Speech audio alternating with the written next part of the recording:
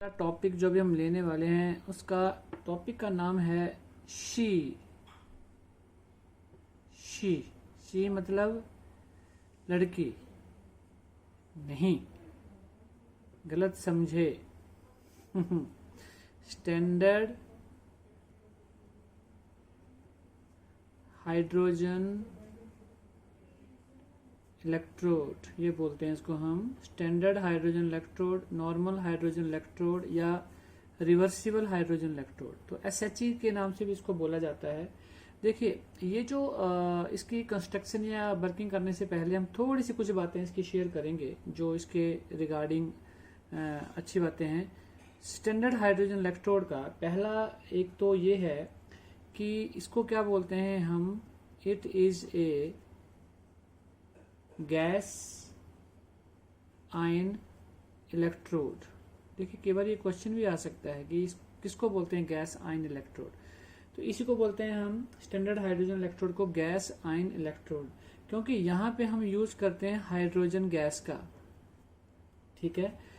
और H positive जब वो ऑक्सीडाइज होती है तो हम इसको बोल सकते हैं गैस आयन। तो गैस और आयन के बीच में एक रिवर्सिबल वहां बनता है हमारा रिएक्शन, तो गैस आयन इलेक्ट्रोड हम इसको बोल देते हैं कई बार। दूसरा, इसको ये बोल दिया जाता है इट इज ए, बहुत इंपॉर्टेंट है ये, reference electrode. It is a reference electrode as set by IUPAC। IUPAC ने इसको क्या सेट कर दिया है, रेफरेंस इलेक्ट्रोड। अब जैसे आपको सभी को पता है कि अगर हम किसी का भी इलेक्ट्रोड पोटेंशियल यहां निकालते हैं, किसी भी चीज का इलेक्ट्रोड पोटेंशियल निकालेंगे, तो वो हम बताते हैं किसके, हाइड्रोजन के रेफरेंस में, इसके रेफरेंस में बताते हैं। क्योंकि जैसे मान लीजिए इसका जो स्टैंडर्ड रिडक्शन पोटेंशियल होता है वो होता है 0 वोल्ट, वो एज्यूम किया हुआ है। तो इसके कंपैरिजन में हम बताते हैं, जैसे मान लीजिए जिंक है, जिंक का रिडक्शन पोटेंशियल क्या होता है, -0.76 वोल्ट, तो वो कहां से आया, वो इसके कंपैरिजन में आया, इसके कंपैरिजन में उतना होगा उसका।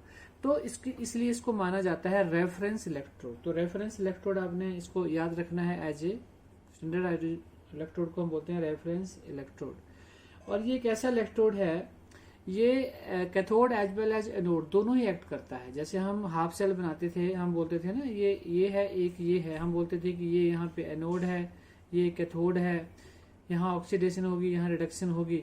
तो इसको आप चाहे लेफ्ट साइड पे लगा लो, चाहे आप इसको राइट साइड पे लगा लो, तो ये दोनों ही एक्ट करता है, ठीक है, दोनों ही एक्ट करता है। तो इसको हम ऐसे लिख सकते हैं, it can acts as both क्या, anode half cell as well as cathode half cell, दोनों एक्ट कर सकता है। एक और है इसका पॉइंट जो अभी हम ऊपर बोल ही रहे थे, it's standard reduction potential SRP as well as standard oxidation potential SOP is assumed to be 0। इसको क्या माना हुआ है हमने, 0। जैसे आप ऐसे लिख सकते हो E0 H पॉजिटिव, और यहाँ पे क्या आ गया हमारे पास H2। अगर इसको आपने सिंप्लीफाई करना है तो 1/2 भी लिख सकते हो। It is always equal to 0। क्या हो रही है, यहाँ पे रिडक्शन हो रही है, ठीक है। तो ये क्या हो गया, स्टैंडर्ड रिडक्शन पोटेंशियल। और अगर हम लिखना चाहते हैं oxidation potential, standard oxidation potential, तो 1/2 H2 पीछे आ जाएगा और यहाँ पे H positive, it is again 0। तो दोनों की वैल्यू क्या रहेगी, हमेशा 0 ही होगी। तो ये आपने हमेशा याद रखना है, आगे जाके हम ये बात भी करेंगे और इस चीज को समझेंगे। और अब हम करने वाले हैं स्टैंडर्ड हाइड्रोजन इलेक्ट्रोड जो होता है उसकी कंस्ट्रक्शन क्या होती है और हम उसकी वर्किंग कैसे कर सकते हैं। तो चलिए, तो बच्चों ये आपकी स्क्रीन पर है अभी स्टैंडर्ड हाइड्रोजन इलेक्ट्रोड SHE, या इसको हम बोल देते हैं नॉर्मल हाइड्रोजन इलेक्ट्रोड ही बोल देते हैं, पीछे में बात कर रहा था, या फिर हम इसको रिवर्सिबल इलेक्ट्रोड भी कई बार बोल देते हैं। ठीक है, तो चलिए पहले हम इसकी फिगर ड्रॉ करते हैं। यहाँ पे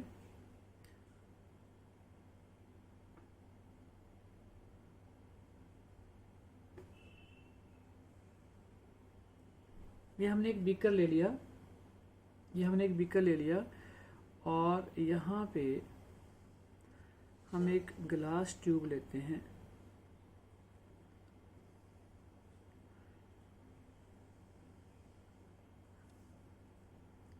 देखिए ये, अब जरा हम इसके बारे में थोड़ा सा बात करते हैं, इसकी कंस्ट्रक्शन के बारे में। देखो, इट कंसिस्ट ऑफ ए, हम क्या बोलेंगे, इट कंसिस्ट ऑफ ए, ये क्या चीज है, प्लेटिनम वायर।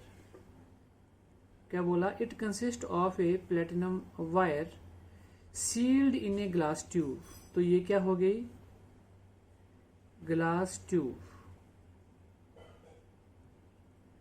क्या बोला हमने, फिर से बोलते हैं, it consist of a platinum wire sealed in a glass tube and has a platinum foil. यहां पे लगा हुआ एक प्लेटिनम का पत्ता सा, platinum foil is attached to it. और ये जो देख रहे हो आप, the foil is coated with finely divided platinum and it act as a platinum electrode. तो ये क्या एक्ट करता है, एज ए प्लेटिनम इलेक्ट्रोड। समझ आ रही बात आपको। इसको हमने डिप किया हुआ है, तो हम यहां बोल देंगे, ये डिप किया हुआ है हमने, it is dipped into an acid solution of H positive ion. यहां पे हमने जो सॉल्यूशन लिया हुआ है वो है हमारे पास 1MHCl सॉल्यूशन इसके बीच में हमने लिया हुआ, जिसके बीच में इसको हम क्या करते हैं, डिप कर देते हैं। और अब हम यहां से थोड़ा सा इसको ऐसे कंस्ट्रक्ट करते हैं, यहां से हम हाइड्रोजन गैस ऐड करते हैं एट 1 atm प्रेशर। आगे हमने क्या बोला, हाइड्रोजन गैस, जो हम pure hydrogen gas is passed, यहां से पास करेंगे एट 1 atm प्रेशर। और जैसे यहां पास करते हैं, कुछ गैस को तो देखो ये प्लेटिनम जो है ये एब्जॉर्ब कर लेता है, बट जो कुछ गैस है उसके बबल्स यहां पे दिखते हैं, बबल्स यहाँ पे दिखते हैं, constantly bubbled in a solution at constant temperature of 298। देखो, जब भी हम पीछे बात कर रहे थे, जब भी टेम्परेचर या प्रेशर 1 atm हो या 298 केल्विन टेम्परेचर हो या फिर कंसंट्रेशन हमारी 1m कंसंट्रेशन हो, सारी स्टैंडर्ड कंडीशंस हैं।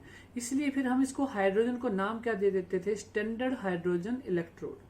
अब हम बात कर रहे थे पीछे, जब इसके हमने मेन पॉइंट करे थे कि it will act as a cathode as well as anode. ये दोनों ही एक्ट कर जाता है। ये जो आप वायर देख रहे हो, अगर आप इसको प्लेस कर दोगे, इस हाफ सेल को प्लेस कर दोगे आप लेफ्ट साइड में, तो it will act as a anode.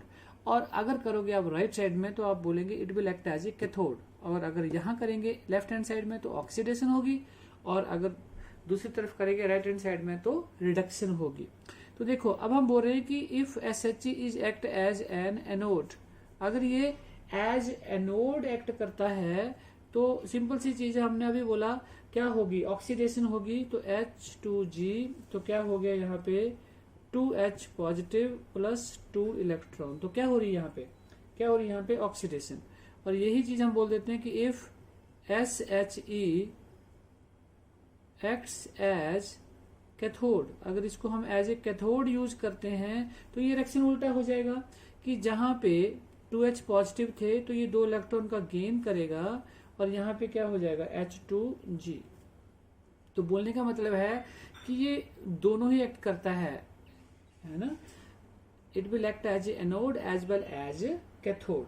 और एक चीज, जब हम बात कर रहे थे ऊपर, तो हमने नाम लिखा है इसका हाइड्रोजन इलेक्ट्रोड और लिखा है साथ में रिवर्सिबल इलेक्ट्रोड भी, इसको हम बोल देते हैं। तो हम यहाँ पे एक लाइन ऐड कर देते हैं कि this SHE is also regarded as reversible electrode.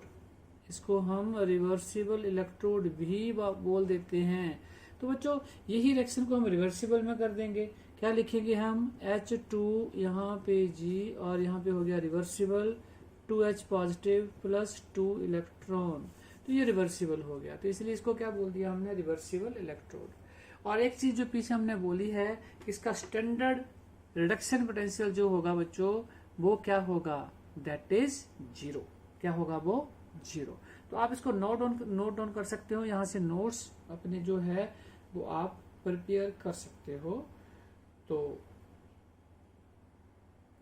अभी इसमें इतना करेंगे। अब नेक्स्ट टॉपिक जो हम करने वाले हैं दैट इज इलेक्ट्रोकेमिकल सीरीज। बच्चों तो आज जो हम नया टॉपिक लेने जा रहे हैं वो है इलेक्ट्रोकेमिकल सीरीज। इलेक्ट्रोकेमिकल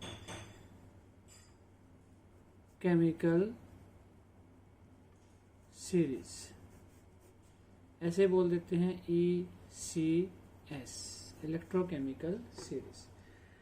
अब इससे पहले जो हमने टॉपिक किए हैं वो टॉपिक हमारे सिंपल थे। ये टॉपिक भी सिंपल है, बट यहाँ पे कुछ बच्चे जो हैं वो रट्टा लगाते हैं, कॉन्सेप्ट को समझते नहीं है। तो यहाँ पे आपने रट्टा नहीं लगाना है, कॉन्सेप्ट को समझना है। क्या ऑक्सीडाइजिंग एजेंट होते हैं, कौन से रिड्यूसिंग एजेंट होते हैं, कैसे हमें उसका पता चलेगा। तो इलेक्ट्रोकेमिकल सीरीज से हमें सारा कुछ पता चलता है। तो देखिए बच्चों, ये है क्या? जो हमारा स्टैंडर्ड रिडक्शन पोटेंशियल होता है उसमें हमने अरेंजमेंट ऑफ एलिमेंट किया होता है in the order of increasing standard reduction potential. तो डेफिनेशन इसकी क्या आ जाती है? The arrangement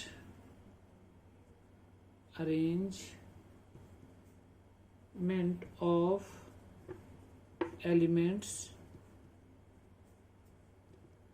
in order of increasing standard reduction potential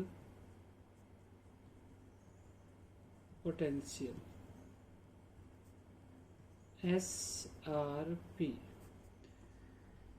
electrode potential भी लिख सकते थे यहाँ पे, लेकिन जैसे हमें शुरू से हम पढ़ते आ रहे हैं कि जब IUPAC ने हमें बोला है कि हमने बात ही किसकी करनी है? स्टैंडर्ड रिडक्शन पोटेंशियल, मतलब रिडक्शन पोटेंशियल की हम बात करेंगे। तो क्या है ये? एक अरेंजमेंट है एलिमेंट्स का, स्पीसीज का, किसी का भी, in the order of increasing standard reduction potential. अब ये जो चीज है स्टैंडर्ड रिडक्शन पोटेंशियल, ये भी थोड़ा सा आपको बताया था पहले कि कंडीशंस क्या होनी चाहिए। 25 डिग्री सेंटीग्रेड या तो टेम्परेचर हो, या फिर 1 एटमॉस्फेरिक प्रेशर हो, या फिर यहाँ पे जो कंसंट्रेशन हमने लेनी है वो 1 मोलर हो।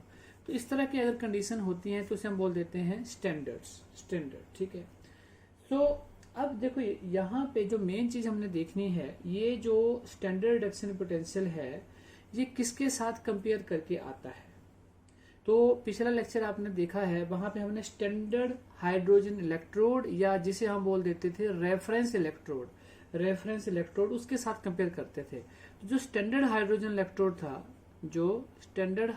इलेक्ट्रोड था उसकी जो E0 की वैल्यू हम वहां पे लेते थे, यहाँ पे जैसे यहाँ पे हम ले रहे हैं H पॉजिटिव और H1Y2H2, वो होती थी हमारी 0।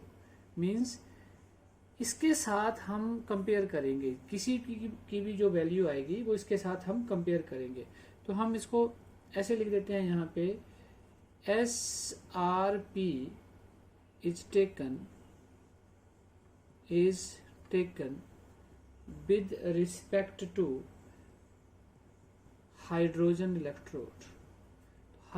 इलेक्ट्रोड के विद रिस्पेक्ट में लेनी है, उसको हम रेफरेंस इलेक्ट्रोड मानते हैं।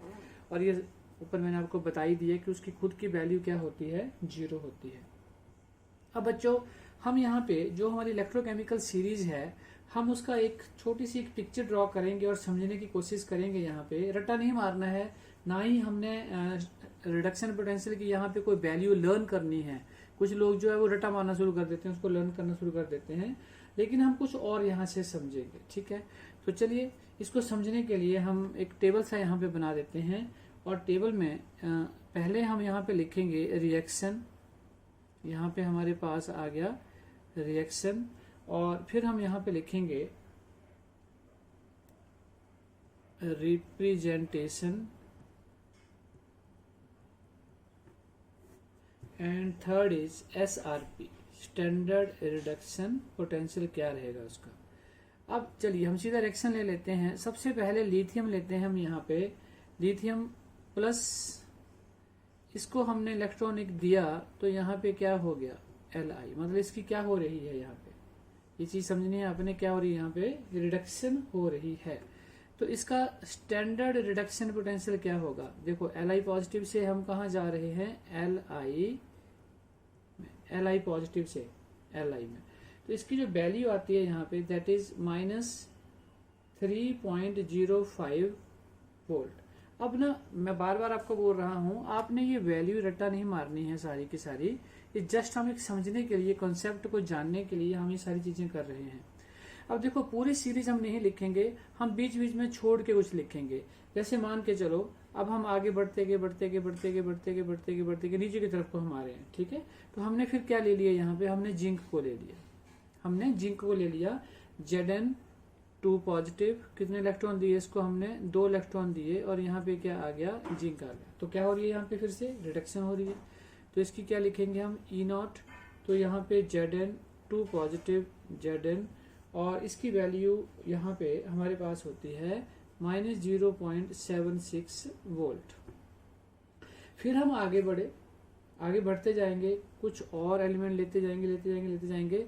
ऐसे जिंक के बाद हमने यहाँ पे ले लिया आयरन को, Fe2 पॉजिटिव, और यहाँ पे 2 इलेक्ट्रॉन दिए, तो क्या आ गया यहाँ पे Fe आ गया, और इसको हम लिख देंगे E0, Fe2 positive vertical line,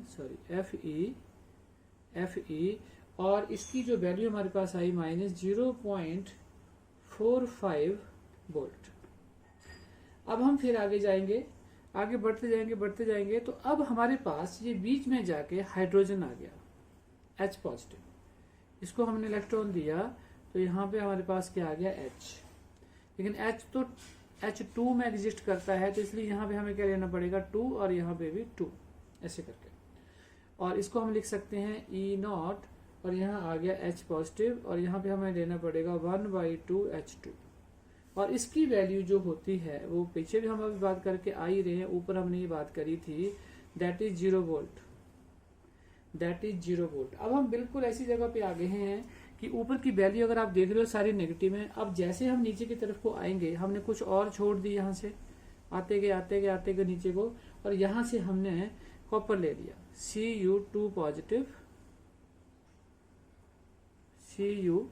positive, दिख रहा है आपको, देखिए जरा, ये लीजिए Cu2 पॉजिटिव, और इसको हमने यहाँ से 2 इलेक्ट्रॉन दिए, तो क्या आ गया यहाँ पे Cu आ गया हमारे पास। इसको क्या लिखेंगे फिर हम, E0 Cu2 पॉजिटिव Cu, और कॉपर की जो वैल्यू होती है वो होती है हमारे पास 0.34 वोल्ट, लेकिन अब ये प्लस में आ गई है, अब माइनस यहाँ पे नहीं रहा। ऐसे हम फिर आगे गए और नीचे आए, सिल्वर ले लिया हमने यहाँ पे Ag पॉजिटिव प्लस इलेक्ट्रॉन, और यहाँ पे आ गया Ag, तो यहाँ पे वैल्यू आ गई E0 Ag प्लस Ag, तो सिल्वर की वैल्यू हमारे पास आ गई 0.80 वोल्ट, ये भी प्लस में है, ये भी हमारे पास प्लस में आ गई। और लास्ट वाला एलिमेंट अब हम लेने वाले हैं एक और, अब हम और नीचे आ गए, और सबसे लास्ट में हमने एक और एलिमेंट डिसाइड कर लिया, दैट इज फ्लोरीन F2, इसको हमने 2 इलेक्ट्रॉन दिए, और यहाँ पे आ गया 2F नेगेटिव, तो इसकी देखो क्या हो रही है, रिडक्शन ही हो रही है यहाँ पे, तो यहाँ पे आ गया E0 F2, और यहाँ पे आ गया 1/2 F2 नेगेटिव, और इसकी वैल्यू जो होती है वो बहुत ज्यादा होती है, that is plus 2.87 volt, 2.87 volt. अब बच्चों ये वैल्यू हमने क्यों लिखी है, इसको याद नहीं करना है, मैंने आपको बोला है। कुछ चीजें यहां से अब हमने समझनी है जो बहुत ज्यादा इंपॉर्टेंट है हमारे लिए। अब देखो, अब आपको याद क्या करना है यहाँ पे। सबसे पहले तो आपको यहाँ पे ये चीज देखनी है कि देखिए हाइड्रोजन एक ऐसी डिफरेंट हमें दिख रही है बीच में, जो क्या है, 0 हो रही है यहाँ पे वैल्यू इसकी, और 0 वैल्यू हो रही है। चलिए इसको हम हाईलाइट कर देते हैं थोड़ा सा, यहाँ पे हम इसको हाईलाइट सा कर देते हैं कि हाइड्रोजन की जो वैल्यू है वो क्या हो रही है, 0। अब आप इसके बाद अगर ऊपर की तरफ को देख रहे हो तो ऊपर की तरफ को आपको क्या दिख रहा है, ऊपर की तरफ को आपको दिख रहा है कि वैल्यू क्या है हमारे पास, नेगेटिव है, और नीचे की तरफ को क्या होते जा रही है, पॉजिटिव। नीचे की तरफ को क्या होते जा रही है, पॉजिटिव। तो आपको ना यहाँ पे 3 वैल्यू के ऊपर फोकस करना है, वो आपको याद रख लेनी है। पहली आपने वैल्यू याद रखनी है ये, दूसरी आपने याद रखनी है हाइड्रोजन वाली, और तीसरी आपने याद रखनी है ये वाली, किसकी, फ्लोरीन की। अब मैं बता रहा हूं आपको ये ऐसा क्यों करना है आपने। इसकी वैल्यू आप ऐसे याद करके रखो, इसकी वैल्यू आप ऐसे याद करके रखो। उसका मीनिंग क्या हुआ, उसका मीनिंग ये है कि अब अगर हम बात करते हैं किसी को भी आप ले लेते हैं यहाँ पे, अगर हम मान लीजिए फ्लोरीन की अगर हम बात कर लेते हैं यहाँ पे, तो किसी भी एलिमेंट का, स्पीसीज का SRP जो है अगर हम बात करते हैं तो लिथियम से कम नहीं हो सकता, क्योंकि ये सबसे ज्यादा माइनस है।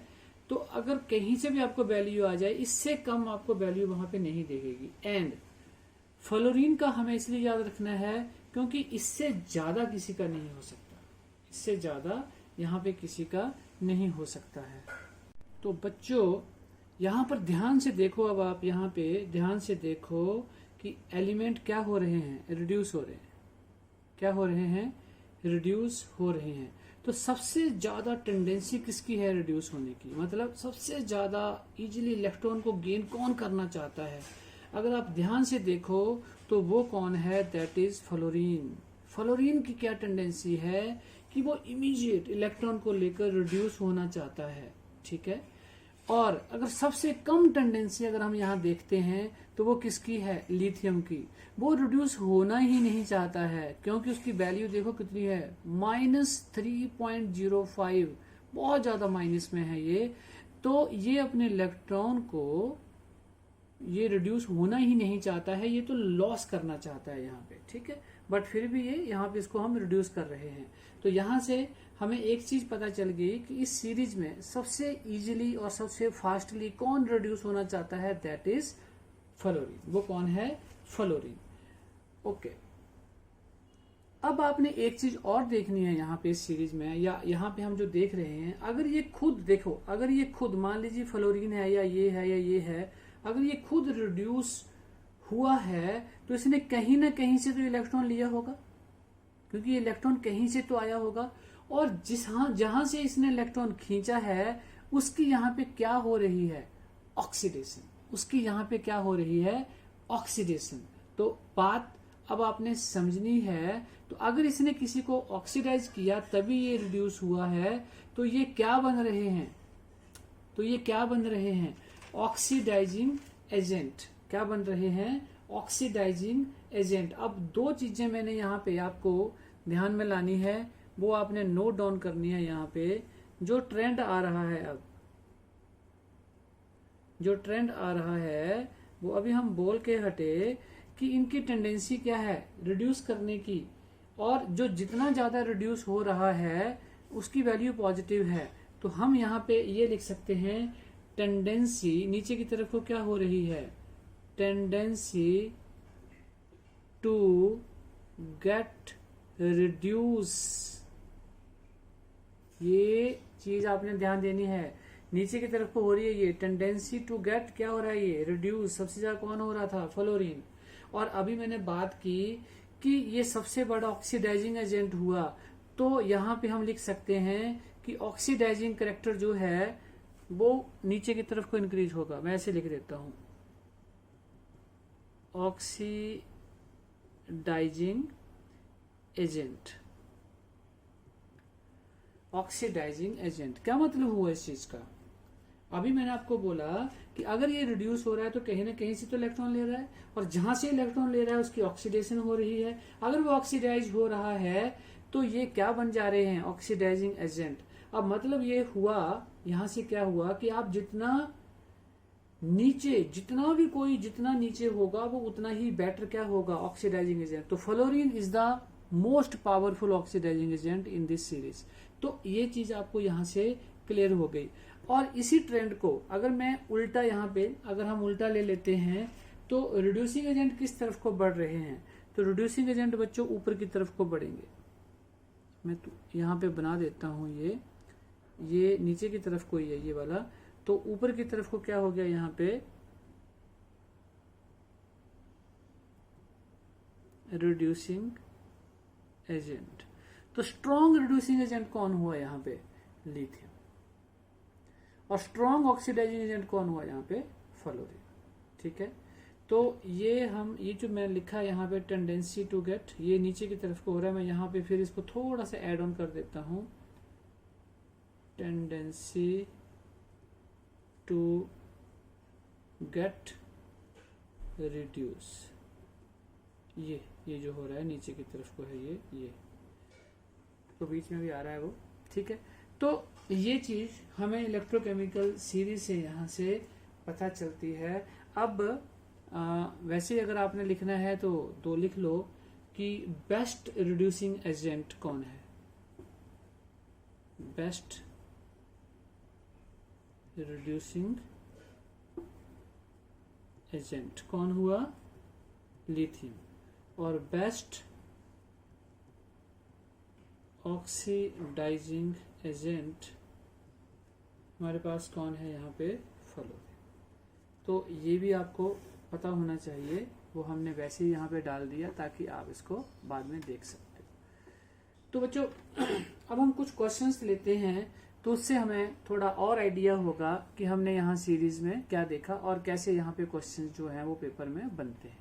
क्वेश्चन ले रहे हैं, देखिए एक क्वेश्चन आया था, ये AIEEE में आया हुआ ये क्वेश्चन था कि अगर आपके पास 3 एलिमेंट हैं x, y एंड z, कोई भी हैं ये, और इनका हमें SRP दिया हुआ है, गिवन क्या है? वैल्यू लिख लेते हैं 0.52 वोल्ट, अगले का है -3.03 वोल्ट, और अगले का है -1.18 वोल्ट। तो पूछा है order of reducing power, order of reducing power, ये बताइए किसकी? Of x, y and z, इनके बताइए। अब देखिए मैं साइड में यहाँ पे आपको एक बना देता हूँ, SRP। हमेशा याद रखना है आपने, जब भी ज्यादा होगी तो क्या होगा? Oxidising agent. तो ज्यादा किसकी है यहाँ पे? x की है, तो x, फिर उसके बाद किसकी है?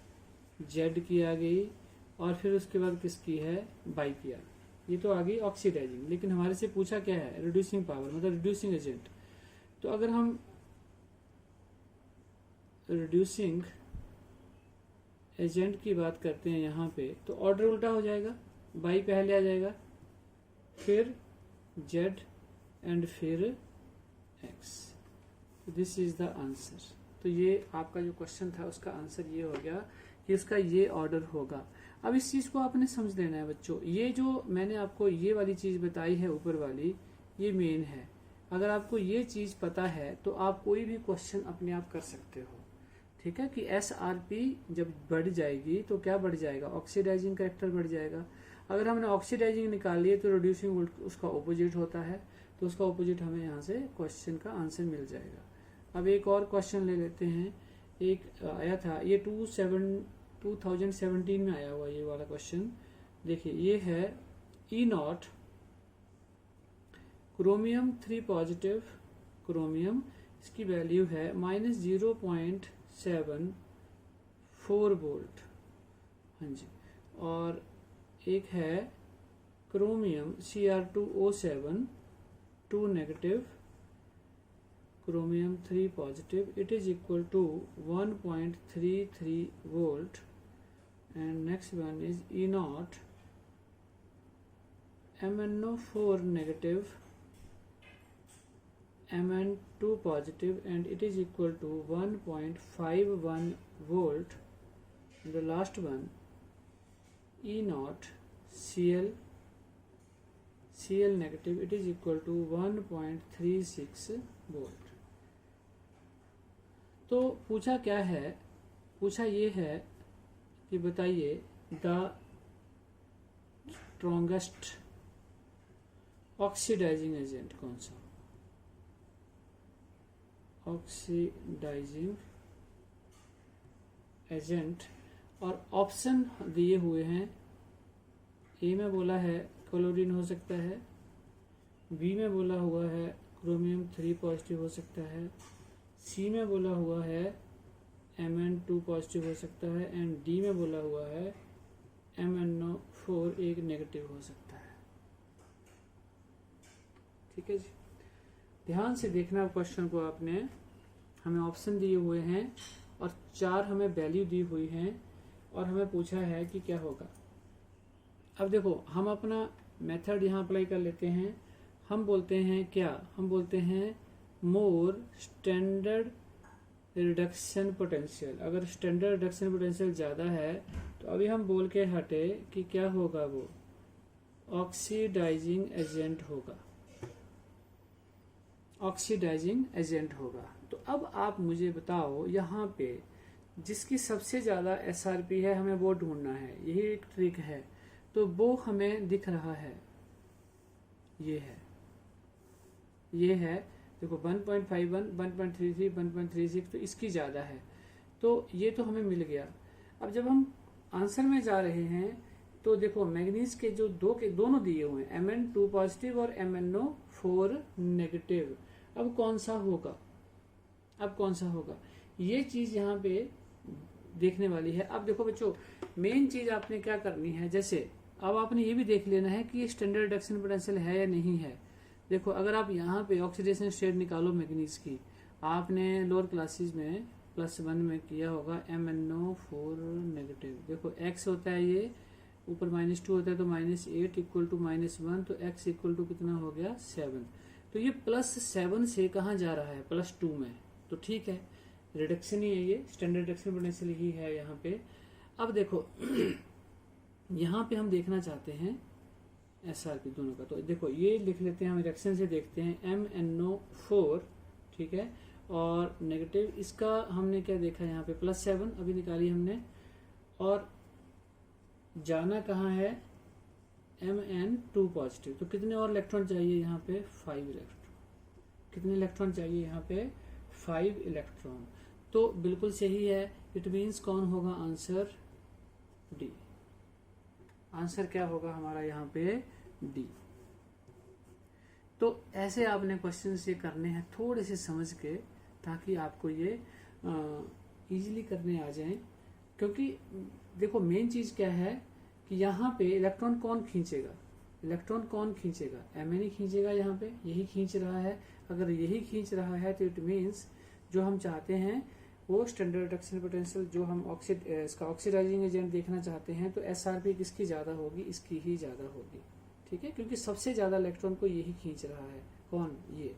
तो इसलिए answer is D. So thank you. अब हम करेंगे इसकी एप्लीकेशंस। तो एप्लीकेशंस पे आते हैं अब हम। तो अब हम कर लेते हैं एप्लीकेशंस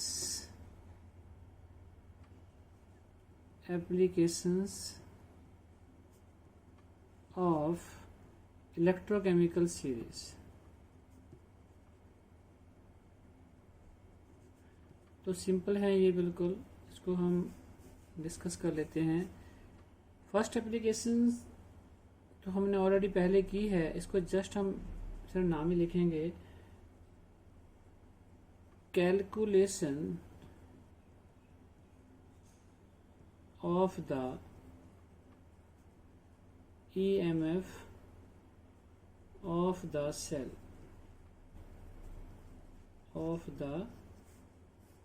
तो ये हमने पहले टॉपिक पूरा डिटेल में किया हुआ है, तो वहां पे भी हम लिखते थे the EMF of the cell, एक लाइन लिख लेते हैं, EMF ऑफ द सेल क्या होती है, which is the difference between the reduction potential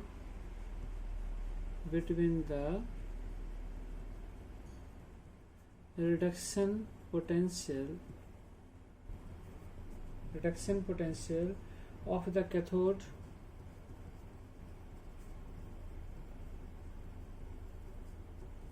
and the anode।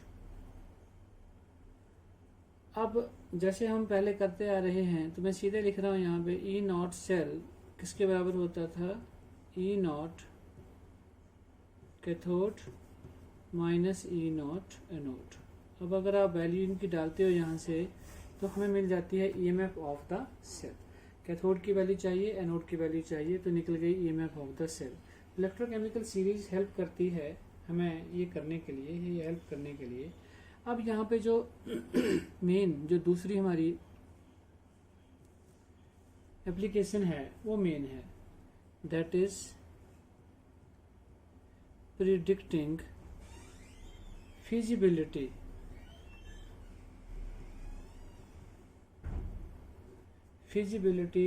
Of the reaction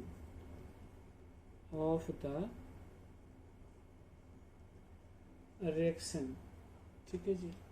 अब या to find the spontaneity of a galvanic cell, कुछ भी बोल सकते हो, to find the spontaneity of a galvanic cell. अब इस चीज का सीधा से यहाँ पे मतलब है कि इलेक्ट्रोकेमिकल सीरीज हम लिख सकते हैं, electrochemical series is help us to find this. And for cell reaction हम ऐसे बोल सकते हैं, for cell reaction to be spontaneous,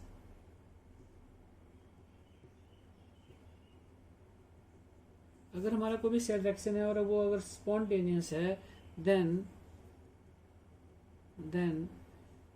EMF क्या होनी चाहिए, मस्ट बी पॉजिटिव। ये ध्यान रखना है आपने, मतलब ये हुआ कि EMF is always greater than zero, EMF is always greater than zero. तो अब ये भी हम कर ही रहे थे ऊपर कि EMF हम क्या बोलते हैं, EMF और क्या बोलते हैं, E naught cell it is equal to क्या होता है, E naught cathode minus E naught anode, इसके बराबर होता है। इसका मतलब ये हो गया कि जो हमारे पास E नॉट कैथोड है इट इज ग्रेटर देन होना चाहिए E नॉट एनोड के, ये तभी हमारी वैल्यू पॉजिटिव आ सकती है। और एक चीज और हम यहाँ पे बात कर लेते हैं, देखिए जो हमारी इलेक्ट्रोकेमिकल सीरीज थी उसमें अगर हम देखते हैं तो देखो यहाँ पे हम यहाँ बना लेते हैं, हाइड्रोजन है और ये यहाँ पे इसका इलेक्ट्रोड पोटेंशियल जीरो होता है। जब हम ऊपर की साइड को जाते हैं तो इसकी वैल्यू हो जाती है नेगेटिव, और जब हम नीचे की तरफ को आते हैं तो वैल्यू हो जाती है पॉजिटिव। तो अब करना क्या है, जब भी EMF निकालो और अगर हमारे पास कोई दो इलेक्ट्रोड दिए हैं और हमें पूछा जाए कि कौन सा कैथोड होगा कौन सा एनोड होगा, स्पॉन्टेनिटी देखनी अगर हमें रिएक्शन की, तो हम क्या बोलेंगे, जो नीचे है पॉजिटिव वैल्यू वाला उसे हम क्या मानेंगे कैथोड, और जो नेगेटिव वाला है उसे हम क्या मानेंगे एनोड। क्यों, क्योंकि कैथोड पॉजिटिव में इसलिए मान रहे हैं क्योंकि उसकी वैल्यू ज्यादा होगी। अगर कैथोड की वैल्यू ज्यादा है तो बड़ी क्लियर सी बात है EMF हमारा क्या आ जाएगा, मोर देन जीरो, मतलब पॉजिटिव वैल्यू आएगी। और अगर पॉजिटिव वैल्यू आती है तो हम बोल सकते हैं कि स्पॉन्टेनिटी, कि वो रिएक्शन जो है आपका स्पॉन्टेनियस है, खुद हो रहा है। है ना, एग्जिस्ट कर रहा है, वो रिएक्शन वहां पे चल रहा है। तो ये सारी चीजें हमें वहां से पता चलती हैं। देखिए बच्चों, अब ये जो हम प्रॉपर्टीज करने जा रहे हैं, इसकी जो एप्लीकेशन है, ये सबसे मेन है। आपने लोअर क्लासेस में पढ़ा होगा, लेकिन वहां आपको बहुत ज्यादा क्लियर नहीं हुआ होगा ये। और है क्या ये application? To predict whether a metal can liberate hydrogen from acid or not. हमें ये प्रिडिक्ट करना है कि अगर कोई मेटल है और वो अगर एसिड के साथ उसको हम ट्रीट करते हैं, डाइल्यूट एसिड के साथ, HCl H2SO4 के साथ, तो वो क्या हाइड्रोजन लिबरेट करता है या नहीं करता है। तो ये भी हमें पता चल जाता है इलेक्ट्रोकेमिकल सीरीज से। Electrochemical series help us. Electrochemical series can also use to predict whether a metal can liberate hydrogen or not. कर रहा है या नहीं कर रहा है। मेटल लाइक, अब देखो यहाँ पे एग्जांपल दिया है, zinc, magnesium can liberate hydrogen from the acid like this, and while the metals like copper and silver can not do so। मतलब हम एग्जांपल ले रहे हैं कि जो जिंक है वो हाइड्रोजन लिबरेट करता है। देखिए हम इसको ना एक एग्जांपल के साथ करके देख लेते हैं। देखिए जिंक है, जिंक को हमने ट्रीट किया विद H2SO4, बड़ा सिंपल सा रिएक्शन है। तो यहाँ पे बन जाता है ZnSO4 ये, और प्लस क्या हो गया यहाँ पे H2। क्लियर हो गया। H2SO4 हम क्या ले रहे हैं यहाँ पे, डाइल्यूट ले रहे हैं। अब यहाँ पे देखेंगे आप, जिंक को देखिए, यहाँ पे ऑक्सीडेशन स्टेट क्या है, 0 है, लेकिन जब SO4 के साथ ये मिल गया तो यहाँ पे क्या हो जाती है, +2। और यहाँ पे हाइड्रोजन का है +1 और ये इसका हो गया 0। अब देखिए, अब हम जिंक की अगर बात करते हैं तो हम 0 से कहाँ जा रहे हैं, Zn2 पॉजिटिव में। मतलब क्या हो रहा है, loss of electron. Loss of electron हो रहा है तो क्या हो रही है, ऑक्सीडेशन। और ऑक्सीडेशन कहाँ होती है, एनोड में। कहाँ होती है, एनोड में। यहाँ पे अगर हम बात करते हैं तो यहाँ पे क्या हो रही है, रिडक्शन। रिडक्शन हो रही है, और रिडक्शन कहाँ होती है, कैथोड में। अभी जब हम पीछे भी जो पिछली एप्लीकेशन कर रहे थे तो वहां पे हम बोल रहे थे कि अगर कोई भी रिएक्शन स्पॉन्टेनियस है तो उसकी जो ईएमएफ है, इसकी जो ईएमएफ है वो मोर देन 0 आनी चाहिए। मतलब हम ये बोलते थे कि ई नॉट सेल जो है, ई कैथोड माइनस ई एनोड, इसमें क्या है, कैथोड जो है उसकी वैल्यू ज्यादा होनी चाहिए एनोड से। और एक चीज हमने बोला था, कैथोड जो है वो कहाँ होना चाहिए, ऊपर या नीचे। कैथोड होना चाहिए नीचे। अभी देखो, अभी हम इस चीज को करके देखते हैं। इधर हम यहाँ छोटी सी एक सीरीज बना लेते हैं। हाइड्रोजन यहाँ पे हमारा आता था, और उसके बाद अगर हम ऊपर की तरफ को चलते हैं तो मैं 2-3 लिख लेता हूँ ऐसे ही थोड़ा समझने के लिए। मान लीजिए यहाँ पे हमारे पास होता है आयरन, फिर हमारे पास होता है क्रोमियम, और यहाँ पे हमारे पास होता है जिंक।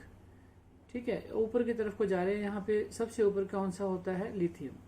नीचे की तरफ को अगर हम आते हैं तो इसके बिल्कुल इमीडिएट नीचे होता है कॉपर, एंड देन थोड़ा सा नीचे आके सिल्वर, और फिर हमारे पास आ गया गोल्ड। तो ये हमारे पास हाइड्रोजन सेंटर में आ गया, और बाकी ये ऊपर और नीचे हैं। हम वहां पढ़ते थे कि ये इसकी वैल्यू क्या आती है, नेगेटिव। क्या आती है इसकी वैल्यू, नेगेटिव। और ये क्या होता था, एनोड। ये क्या होगा, एनोड। इसकी वैल्यू आएगी पॉजिटिव, और ये क्या होता है, कैथोड। देखिए मैं फिर से आपको ये इसलिए बता रहा हूँ सारी बातें कि अभी हम करके आए हैं, लेकिन यहाँ पे आपको पता होना चाहिए। अब यहाँ पे इसके ऊपर हम आते हैं कि ये हाइड्रोजन लिबरेट क्यों कर रहा है। ये हाइड्रोजन लिबरेट इसलिए कर रहा है कि ये रिएक्शन कौन सा है, स्पॉन्टेनियस है। ये रिएक्शन हो रहा है, क्यों हो रहा है, कैसे हो रहा है, इस चीज को देखते हैं। देखो जिंक को अगर आप देखते हो तो 0 से +2 में गया तो क्या हो रही है, ऑक्सीडेशन। ऑक्सीडेशन का मतलब क्या होता है, एनोड। और एनोड का मतलब क्या होता है, एनोड जो है वो हाइड्रोजन से कहाँ है, ऊपर है, ऊपर है। ठीक है, और कैथोड, हाइड्रोजन नीचे है, तो यहाँ पे कैथोड कौन हुआ, हाइड्रोजन। तो इसका मतलब ये हो गया कि कैथोड की वैल्यू ज्यादा हुई, मतलब रिएक्शन क्या हो गया हमारा, यहाँ पे स्पॉन्टेनियस है, रिएक्शन हो रहा है। ठीक है, अब अगर यही चीज अगर हमें कोई बोले कि जैसे आप बात करते हैं कॉपर, कॉपर का अगर हम रिएक्शन लेते हैं कि अगर हमने ऊपर बोला भी है कि जो metals like copper and silver can not do so, मतलब कॉपर जो है जब भी वो डाइल्यूट के साथ रिएक्शन करता है तो हाइड्रोजन लिबरेट नहीं करता है। तो देखिए अगर हम इस रिएक्शन को करना चाहें तो कुछ इस तरह से होगा, Cu को हमने ट्रीट किया विद HCl, तो रिएक्शन ऐसे हुआ CuCl2 और यहाँ पे आया होगा H2, यहाँ पे हम 2 ले लेते हैं, ऐसे रिएक्शन हो गया। ये भी डाइल्यूट है। यहाँ पे अगर आप कॉपर का देखते हो तो ऑक्सीडेशन नंबर क्या है 0 और यहाँ पे कितना आ गया +2। तो जब आप 0 से +2 में गए तो यहाँ पे फिर से क्या हो रही है ऑक्सीडेशन, और ऑक्सीडेशन कहाँ होती है एनोड में, और यहाँ पे इसका होता है +1 और इसका हो गया 0। तो आप यहाँ पे गए तो यहाँ पे क्या हो गई रिडक्शन, और ये कहाँ होती है कैथोड में। अब चीज को समझिएगा आप आराम से। देखिए कॉपर जो है वो कहाँ है हाइड्रोजन के नीचे है, हाइड्रोजन के नीचे है तो यहाँ पे तो होनी क्या चाहिए थी हमारे पास कैथोड की वैल्यू, लेकिन ये तो एक्ट कर रहा है एज ए एनोड। क्यों? क्योंकि यहाँ पे क्या हो रही है ऑक्सीडेशन, और अगर ये ऑक्सीडेशन हो रही है तो ये जो रिएक्शन है वो स्पॉन्टेनियस नहीं होगा, क्योंकि ईएमएफ जो है ईएमएफ इज ग्रेटर देन 0 नहीं होगी, ग्रेटर देन 0 नहीं होगी। सो हम बोल सकते हैं दिस सेल रिएक्शन इज क्या है ये नॉन स्पॉन्टेनियस। बात को समझिए, नॉन स्पॉन्टेनियस तो रिएक्शन नहीं होगा, और नहीं होगा तो it do not liberate hydrogen. जब रिएक्शन ही नहीं होगा तो हाइड्रोजन को लिबरेट नहीं करेगा। तो अब आपको ये समझ आ गया होगा कि कहाँ हाइड्रोजन लिबरेट होती है और कहाँ नहीं होती है और क्यों नहीं होती है। सो इस लेक्चर के लिए इतना ही। Thank you very much.